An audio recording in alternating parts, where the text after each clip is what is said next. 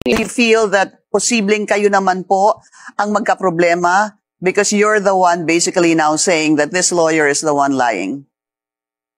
Hindi, kasi alam mo, Pinky, from day one naman, I don't want to get involved, and this person said these things, and I facilitated that he give his statement to Senator Marcoleta. If they will give me a problem, so be it, because this is for the country. This is a problem of corruption. Everyone's complaining about it. Everyone knows about it. I think it's about time that we address this issue. Okay, quick question, sir. Yung sinabi niyo nagkita po kayo, sabi mo may dala na po siyang draft statement, hindi ho ba? Would you know sino ang tumulong kay Sergeant Gutesa na gawin na po yung draft statement nung nagkita-kita po kayo together with Senator Marcoleta?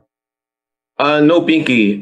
In fact, hindi pa naman notarized yun eh. It was just salaysay that he did. Opo, it came from him. Pero meron na ho bang tumulong sa kanya? Typewritten na ho ba yun? Yung kanyang sinabing draft statement?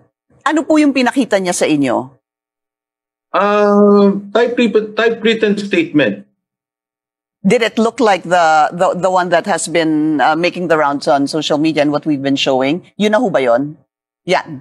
Yung pong, basically, yeah. Basically, yan yes. Na yun. Yeah. So obviously, of course, you would get a lawyer to do that for you, right? Yeah, I think when that was being drafted, even in fact some of the words may mga ano lang tinwik-twik lang.